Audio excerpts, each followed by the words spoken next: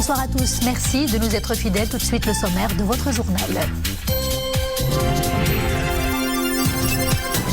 À la une ce lundi, le démantèlement d'une cellule terroriste composée de 3 personnes affiliées à la terroriste Daesh et s'activer dans les villes d'Izgan et d'Aitmello. L'opération réussie par le Bureau central d'investigation judiciaire et s'est soldée par la saisie d'armes blanches, d'appareils électroniques et de documents à caractère extrémiste.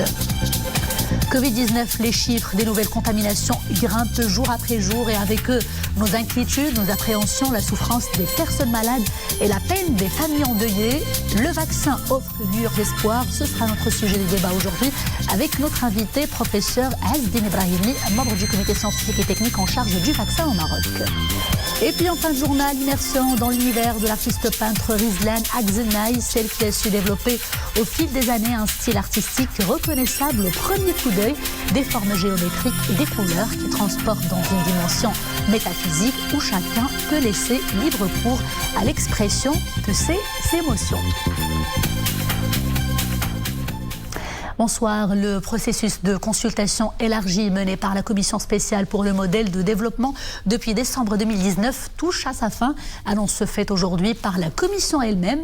Elle fait également savoir qu'un rapport sera remis à Sa Majesté le roi Mohamed VI au plus tard, début janvier 2021. 10 mois de séance d'écoute donc pour recueillir les attentes des citoyens et leurs principales préoccupations en matière de développement, ainsi que leurs propositions pour le Maroc qu'ils souhaitent. La Commission a ratissé large. Les consultations ont impliqué les partis politiques, les opérateurs économiques, les syndicats, les différentes composantes de la société civile, l'administration publique, les universités et les organismes internationaux spécialisés. Mieux encore, une plateforme digitale CSMD.ma a été lancée dès avril dernier, et cela pour permettre aux Marocains d'ici et d'ailleurs de soumettre leurs propositions à la Commission. Rappelons également que les membres de cette commission se sont déplacés dans plusieurs régions du Royaume pour mener des rencontres citoyennes et des visites sur le terrain. L'échange avec les populations a permis d'appréhender les attentes des acteurs et des citoyens. Au total, ce sont donc pas moins de 70 auditions et séances d'écoute organisées, 113 ateliers de travail, 35 séances d'écoute citoyennes et près de 10 000 personnes auditionnées. Dossier de Guerguerat, le Malawi salue l'action pacifique et décisive menée par le Maroc afin d'assurer la libre circulation civile et commerciale au niveau de ce poste frontière. Dans un communiqué, le ministère des Affaires étrangères du Malawi affirme, je cite, son soutien total à la libre circulation des personnes et des biens au niveau de cet important passage frontalier. Le Malawi reconnaît également, je cite encore une fois, les efforts pacifiques engagés par le Maroc afin de parvenir à une solution durable sous l'égide de l'ONU. À la une également ce lundi, le démantèlement d'une cellule terroriste composée de 3 personnes affiliées à l'organisation terroriste Daesh. Ces personnes s'activaient dans les villes d'Izgan et d'Aitmello. L'opération réussie par le Bureau central d'investigation judiciaire s'est soldée par la saisie d'armes blanches, d'appareils électroniques et de documents à caractère extrémiste. Les développements tout de suite avec Boubka Ben Rabret. La nouvelle opération menée par le Bureau central d'investigation judiciaire, relevant de la Direction générale de la surveillance du territoire, a eu lieu dans les villes d'Izgan et d'Aitmello. Elle a permis l'interpellation de 3 individus âgés entre 26 et 28 ans. Les recherches et investigations préliminaires révèlent que le chef de cette cellule et ses complices ont prêté allégeance au khalife autoproclamé de Daesh avant de planifier l'exécution d'opérations terroristes visant à porter atteinte à la sécurité et à la stabilité du royaume. Les membres de cette cellule présumée terroriste cherchaient à obtenir des armes à feu et des produits et substances utilisées dans la fabrication d'engins explosifs, tout en faisant l'apologie des opérations terroristes de Daesh dans plusieurs pays étrangers. Cette opération, précise le BCIJ, s'est soldée par la saisie d'armes blanches de taille grande et moyenne, d'appareils électroniques et de documents à caractère extrémiste.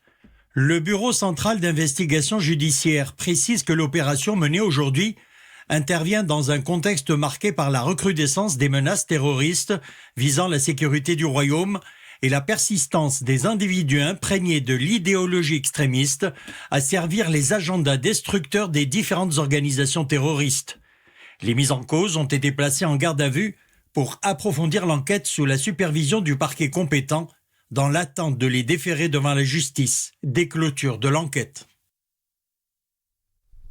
À présent, le bulletin quotidien des indicateurs de la situation épidémiologique chez nous. 2587 nouvelles infections enregistrées pendant ces dernières 24 heures.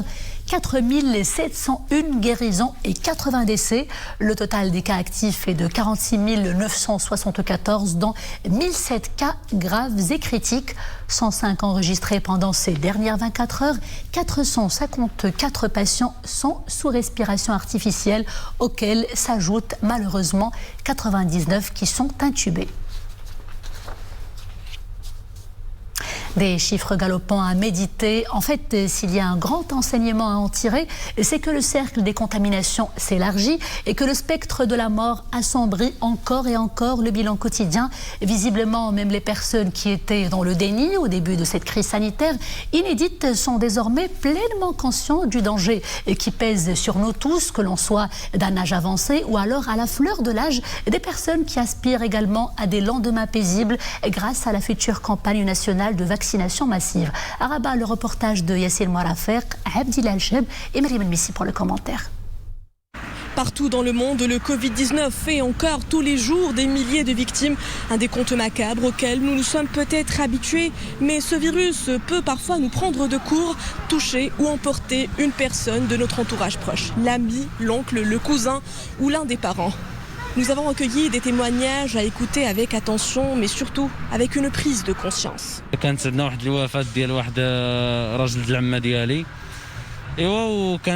Nous avons eu de la visite lors des funérailles d'un membre de la famille. C'était là où mon grand-père avait attrapé le virus. Pendant 3 jours, il se sentait essoufflé. Sa température avait grimpé à 39 degrés. Pendant ce temps, il avait déjà transmis le virus à ma grand-mère. Nous les avons aussitôt transférés à l'hôpital militaire de Meknes. Au bout d'une semaine d'hospitalisation et grâce à la bonne prise en charge du personnel soignant, mes grands-parents ont réussi à s'en sortir. Tous les deux se portent bien aujourd'hui. تمكنوا باش يتغلبوا على ذاك الفيروس. كان عندي واحد الصديق ديالي اللي كان تصاب بفيروس كورونا. Un ami à moi a eu le Covid-19 au tout début de l'apparition de la pandémie chez nous. C'était un vrai coup de massue pour tous ses amis. Il a passé 14 jours à l'hôpital. Heureusement, les résultats des tests des personnes contacts, dont moi-même, se sont avérés négatifs, car notre ami infecté tenait au respect des mesures barrières. Il est guéri aujourd'hui, mais l'expérience a été terrifiante.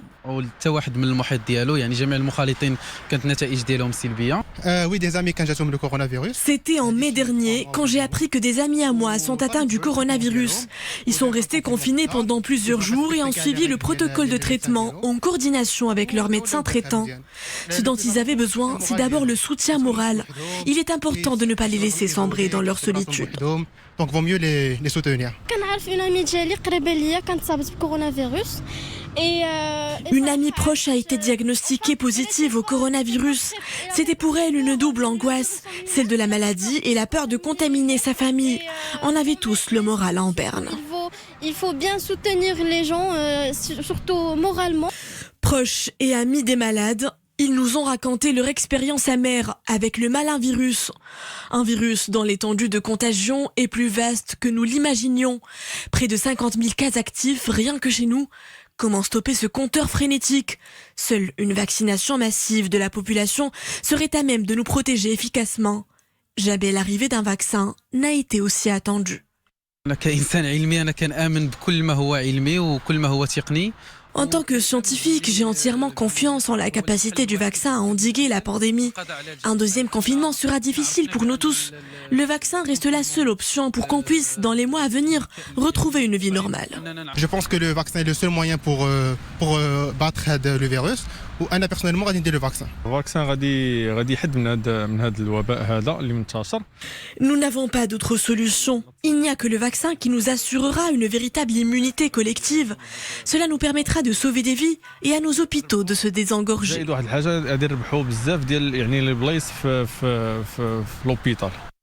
Une sacrée dose d'espoir dans cette débâcle. Après des mois d'attente, une opération de vaccination massive imminente, enfin mise sur les rails. Un pas de géant vers le retour à la vie normale. Et nous le disions justement, presque plus personne ne doute de l'existence du Covid-19.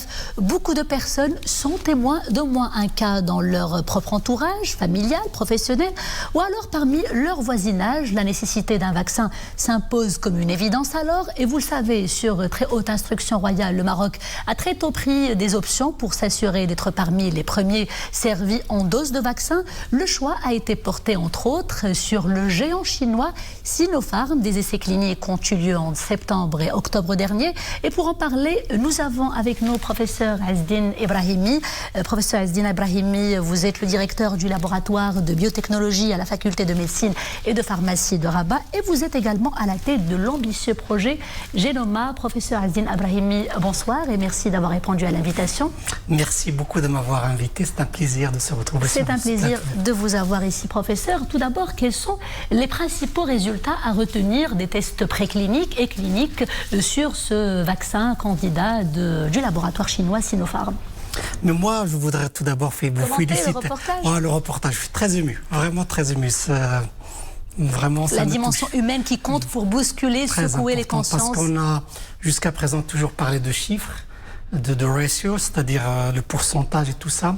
Mais là, c'était super de voir qu'en fait, derrière ces chiffres, il y a des gens, des personnes qui sont touchées, qui ont passé des mois, peut-être des semaines, en souffrance psychologique, physique, et aussi des gens qui ont perdu des chairs. Et moi, je pense que prêcher ça, c'est quelque chose de formidable parce qu'en fait, cette dimension humaine est très, très importante. Et je pense que je suis très ému de voir ce très beau reportage. Voilà, je vous félicite. Au-delà des chiffres et des statistiques, merci à nos confrères qui ont réalisé ce reportage. C'est fabuleux de voir vraiment cette dimension humaine. Et moi, j'ai toujours cru à l'intelligence commune et collective marocaine et je le vois à travers ce reportage. Pour les vaccins, je pense que je parlerai que des tests réalisés au Maroc, donc ça pour question de temps. Et donc au Maroc, il y avait des tests qui ont été réalisés de la phase 3 et ces tests, il y a eu des volontaires que je salue énormément parce qu'on a besoin de volontaires pour faire ça. 600 personnes sur 3 centres et les résultats qu'on a discutés au sein de la commission scientifique Covid ont démontré que vraiment je dirais que la plupart des personnes qui ont été vaccinées avec un pourcentage très très élevé ont développé des anticorps neutralisants qui était l'objectif de cette étude. À côté de ça, les effets indésirables étaient très limités. En fin de compte, c'est les effets qu'on suspectait parce que c'est un vaccin très classique qu'on connaît bien. Et donc, ce qu'on connaît pour les vaccins, quand quelqu'un prend le vaccin, il y a une rougeur au niveau de l'administration et en fin de compte, un petit peu de fièvre, ce qui est très logique. Qui est léger et tout très à fait léger, normal. très léger et qui n'est pas comparable aux autres vaccins dont on a le retour comme celui de Pfizer et de Moderna. Professeur, pendant les reportages que nous réalisons, les interrogations des citoyens sont nombreuses et celle qui retient le plus notre attention, on va le redire ce soir, est-ce que ce vaccin est sûr, efficace? Qu'en dites-vous brièvement pour répondre à ces personnes?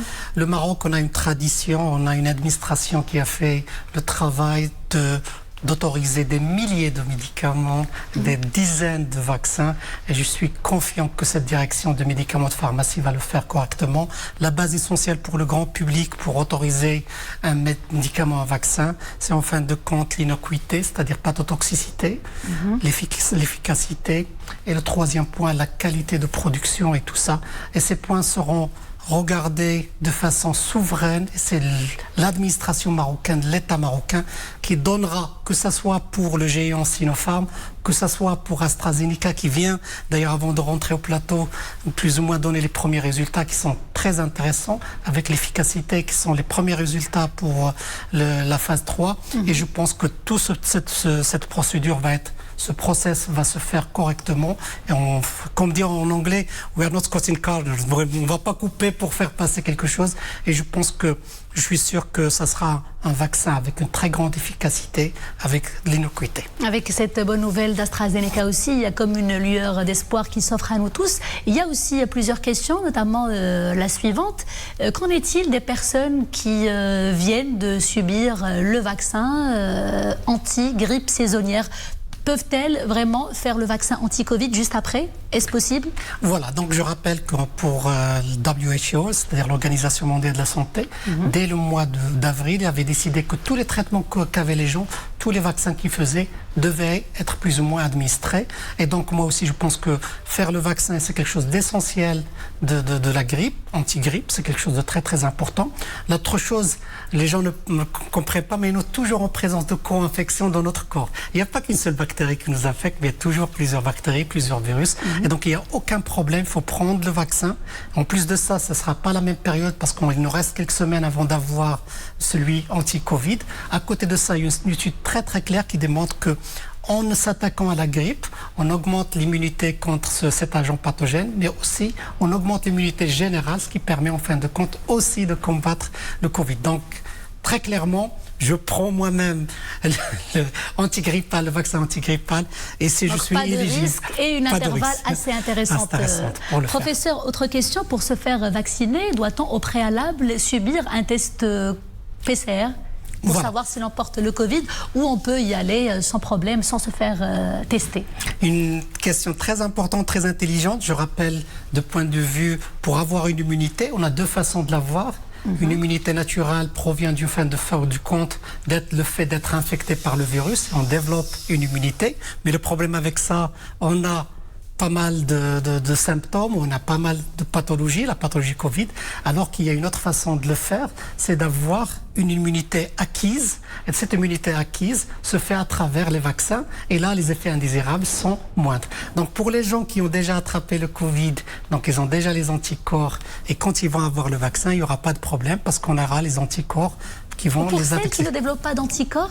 C'est très rare des gens qui ne développent pas des anticorps. Je pense que c'est une question scientifique, mais ici, on n'a pas beaucoup qui ne développent pas. Autre chose que je voudrais dire, les gens se concentrent sur les anticorps, mais en fin de compte, il y a les anticorps, c'est juste une arme en fin de compte pour le corps, mais il y a aussi les cellules mémoire qui permettent de détecter le virus. Il y a d'autres mécanismes au niveau immunitaire qui permettent de combattre. C'est pas que les anticorps tout seuls. Et donc je pense que la plupart des personnes qui ont eu en fin de compte le virus vont plus ou moins avoir ces anticorps. Et donc la question que vous allez dire, si vous n'avez pas les symptômes au moment de l'administration du vaccin, vous faites votre vaccin sans problème. Soit le vaccin donnera les anticorps et le virus ne pourra pas vous attaquer, soit vous avez une immunité naturelle à travers le virus et le vaccin ne vous fera rien du tout. De toute façon, le vaccin, il fait que des effets indésirables très limités. C'est tout à fait clair, professeur. Qu'en est-il des personnes qui sont souffrantes de maladies chroniques et qui sont prioritaires dans le cadre de cette future campagne nationale de vaccination massive? Pas de risque, pas de complications? Là, la réponse, elle est très très claire. Parce qu'il y a une réponse une question en dessous, c'est en fin de compte, est-ce que ça sera obligatoire ou chacun fera le choix? Moi, pour les gens qui sont très âgés, les gens qui sont avec des maladies chroniques, je leur donne le choix. Vous avez le choix soit de prendre une immunité naturelle avec le virus, et là vous avez le risque d'avoir une pathologie, et vous avez le risque de développer des syndromes, des complications sévères, et après réanimation, il a qaddarallah le décès. De l'autre côté, vous avez un choix de prendre une immunité acquise avec un virus qu'on connaît très très bien, qu'on a étudié, avec des effets indésirables très limités. Et avec un vaccin sûr, old-fashioned, comme vous dites, professeur. Et donc le choix, je pense, il est déjà fait pour les gens qui sont dans cette situation. Professeur Azdine Ebrahimi, merci d'avoir été des nôtres et d'avoir répondu à toutes nos questions. Merci à vous. Merci à vous. Et justement, la campagne de vaccination massive qui sera lancée à travers le Royaume courant décembre prochain s'étalera sur 12 semaines. Le ministre de la Santé, Khalid Aït Taleb, en réponse à des questions orales à la Chambre des représentants, a précisé, et je le cite, la campagne de vaccination profitera en priorité aux professionnels de la santé, aux personnes qui exercent des activités les mettant en première ligne et aux personnes âgées, on en parlait justement, et aux personnes souffrant de maladies chroniques.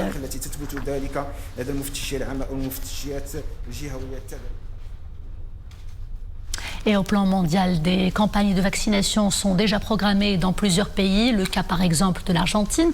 L'Argentine où la campagne de vaccination dans la seule ville de Cordoba concernera plus d'1 million de personnes entre janvier et février. Elle mobilisera, selon des organes de presse argentins, des étudiants de la faculté de médecine. L'Argentine négocie également avec 5 laboratoires pour l'acquisition de vaccins. Et le premier sera Sputnik 5 qui arriverait en fin d'année. La presse argentine l'Argentine parle de la campagne de vaccination la plus grande de l'histoire de ce pays d'Amérique latine. Et puis, sachez également que le Pérou, autre exemple, recevra dès le mois prochain 50 000 doses du vaccin Pfizer avec les équipements adéquats. La presse péruvienne rapporte que les seringues qui seront utilisées seront octroyées dans les prochaines semaines aux gouvernements régionaux, précisant plutôt que le Pérou a signé un contrat avec Pfizer alors que les négociations sont toujours en cours avec d'autres laboratoires. Retour chez nous, en y attendant le vaccin aussi, il n'y a que le strict respect des mesures barrières pour nous protéger de l'ennemi invisible. La situation dans certaines villes du royaume est particulièrement alarmante. Elle appelle à une double vigilance pour éviter le pire. Agadir fait partie malheureusement de ces villes et l'a rebasculé malheureusement dans le rouge. Les mesures restrictives s'y renforcent. On fait le point avec Hijib Tamek, Larbin Hayri et Moulia Marouche pour le commentaire. Dans ce café de la Corniche Gadiri, le personnel se retrousse les manches et grouille dans tous les sens. L'heure est au déballage. L'opération se fait aujourd'hui avec une hâte inhabituelle. Dans quelques minutes, il sera 20h. Il faut impérativement fermer boutique. Confinement nocturne oblige. C'est une décision un peu difficile pour nous, les employés, mais nous n'avons pas de choix, car le nombre de nouveaux cas de contamination est alarmant. Nous allons faire avec, en attendant que la situation revienne à la normale.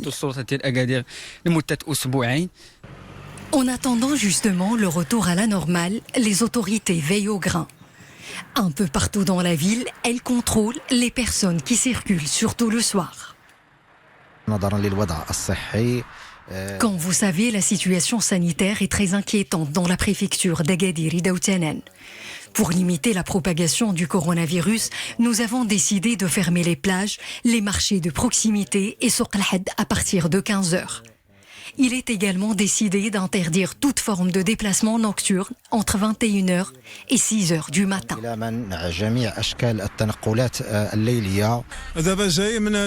Si je suis dehors à cette heure-là, c'est pour me rendre au lieu de mon travail. Je dispose déjà d'une autorisation de déplacement délivrée par mon employeur. Les gens doivent rester chez eux, car le virus ne cesse d'emporter des vies. C'est une bonne initiative pour contenir la propagation du virus dans notre ville. Rien que pendant la journée d'hier, la région Souss-Massa a été classée 3e en termes de nouvelles contaminations. Un lourd bilan. 581 nouvelles infections, 252 enregistrées dans la préfecture d'Agadir et d'Outanen. Et toujours en liaison avec le Covid-19 et coup de projecteur à présent sur ses retombées psychologiques. Elles peuvent être brutales, surtout pour les catégories vulnérables comme les enfants, éloignés parfois des bancs de l'école, privés des petites sorties entre amis. Bref, leur quotidien a été pas mal chamboulé. Les aider à mieux vivre cette période inédite est un vrai défi pour les parents. Exemple tout de suite à Tétouan dans ce reportage de Fena Chakir Alaoui et Moulia Marouche que nous retrouvons. Depuis le début du confinement, son quotidien a été bouleversé. Yasmine poursuit les cours à distance, ne peut plus sortir comme avant et ses amis lui manquent beaucoup. Aujourd'hui, c'est dans la lecture que l'adolescente a trouvé refuge. Pourtant, au début, rien n'a été si simple. On trouvait une difficulté de s'habituer à rester à la maison et surtout les études à distance. Mais malgré le coronavirus nous a touchés positivement, surtout sur le système de notre vie quotidienne. Si Yasmine peut faire ses exercices scolaires toute seule, ce n'est pas le cas pour ses petits frères. Eux, ils ont besoin d'encadrement et d'un peu d'autorité. En plus de leurs devoirs scolaires à faire, leur maman leur propose plusieurs activités ludiques, histoire de les pousser à se creuser un peu les méninges. Beaucoup de choses ont changé dans notre vie. Nous passons la majorité du temps à la maison, nous faisons nos exercices scolaires et nous pratiquons divers jeux de groupe de temps en temps. Tout le monde a peur du coronavirus et moi aussi. Je tiens à faire attention quand je suis dehors. Nous traversons une période un peu difficile. Nous avons souffert de l'anxiété, du stress et parfois de l'angoisse. Pourtant, nous tenons à être forts en présence de nos enfants, tout en adoptant un comportement positif avec eux. Mais comment aider ces enfants à mieux vivre cette période si particulière ?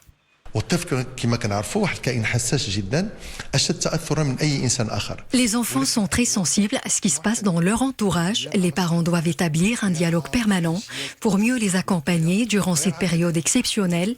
Ils doivent également se montrer à l'écoute de leurs enfants. Et le plus important, c'est de créer une ambiance sereine et joviale au sein du foyer familial. Porter un autre regard sur cette parenthèse du Covid-19 et faire des contraintes une opportunité, c'est la recette de la famille Gnoni pour tirer le meilleur de cette crise sanitaire. Et pourvu que l'on tire tous les enseignements nécessaires de cette crise sanitaire inédite. Sans transition, ce séisme dans le monde du football africain, le président de la CAF, Ahmed Ahmed, est désormais interdit de toute activité relative au football, qu'elle soit sportive ou administrative, et cela pour une durée de 5 ans. Sanction annoncée aujourd'hui par la FIFA. Sa mission d'éthique juge Ahmed Ahmed coupable d'avoir enfreint plusieurs lois, notamment, je cite, celles relatives à l'abus de pouvoir, au détournement de fonds, au devoir de loyauté et celles concernant l'acceptation et la distribution également de cadeaux. Tangéroise de naissance, casablancaise de cœur, elle se définit comme une citoyenne du monde, celle du genre à rejeter les identités compartimentées, celle du genre à faire de l'altérité et du pluralisme sa principale devise, car c'est là où les frontières s'abolissent, c'est là où l'inspiration trouve fertilité et prospérité. Je vous parle de Rizlan Akzenay, j'ai été un peu longue, mais l'artiste valait bien ses mots pour la présenter. Son style artistique est reconnaissable au premier coup d'œil, des formes géométriques et des couleurs fascinantes à découvrir sans plus tarder avec Abdelrahman Ziane et Dominique Orlando pour les commentaires.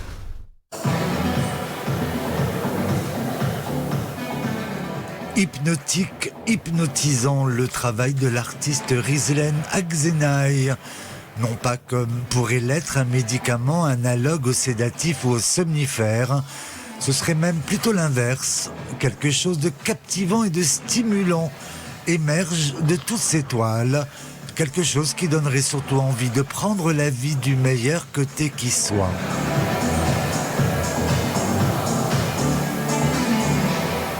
Oui, moi depuis toujours, la couleur est vraiment centrale dans mon travail. Je l'utilise pour partager une énergie positive, de l'optimisme, de l'espoir. Et c'est vrai que cette année, ça prend encore plus de sens avec ce qu'on est en train de vivre, qui est assez difficile. Du coup, pour moi, c'est encore plus important de montrer mes œuvres malgré les circonstances difficiles.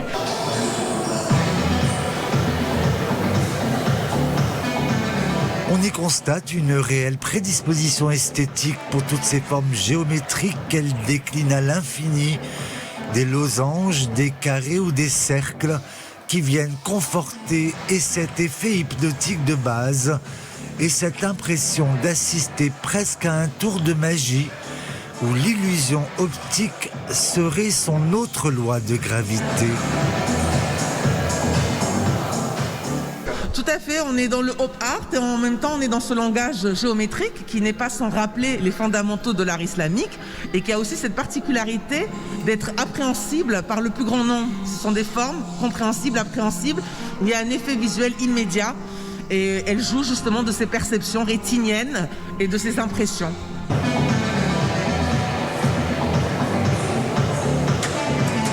Réalisée dans sa totalité durant la période du confinement, cette exposition vint mettre à jour ce que l'artiste a toujours pensé de ce que devrait être sa propre vocation, suggérer à l'autre essentiellement une belle énergie. Et c'est le monde vivace et dynamique et coloré de Rizlan Akzenay qui signe le clap de fin de ce journal. Merci d'avoir été des nôtres. À 21h, vous avez rendez-vous avec Nabila Azarkan pour Araïsia. Quant à moi, je vous dis à demain, toujours avec grand plaisir. D'ici là, portez-vous bien.